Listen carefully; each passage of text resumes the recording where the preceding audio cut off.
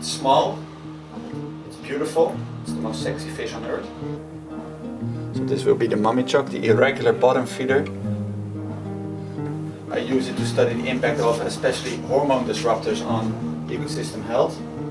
The males, when they are having their spawning colors, their belly, hence the yellow, turns bright yellow greenish, and it's just amazing to see, and they become very, very active.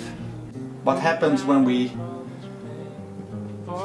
add contaminants to the water which they live in? So these live in highly urbanized areas, and they are exposed continuously to what we call endocrine disruptors. So these are compounds that disrupt the hormone signaling. Most girls and women use birth control pill. Only about 10-20% of this is taken up by them. The rest is excreted, so they just, they use the washroom, goes into the sewer system and goes ultimately into our oceans. And the problem is that we don't remove these compounds from the water, and a fish has the same hormonal system as a human. These guys are actually taking up the birth control pill and respond to it quite directly. So what does that mean? The most extreme case is that the females actually stop producing eggs. That's the same as humans. They just their reproductive cycle is disrupted. Males actually start producing eggs. So it's an estrogen, so they start producing eggs in their testes, which is not a happy place to have an egg. So what I do now, for instance, we look at the Gulf of Mexico, where you had a big oil spill, and we try to understand what the long-term implications are, because a lot of other compounds are also hormone disruptors. You find them almost everywhere. And it doesn't only affect fish. Cancer rates have increased dramatically, birth defects in kids have increased dramatically in humans.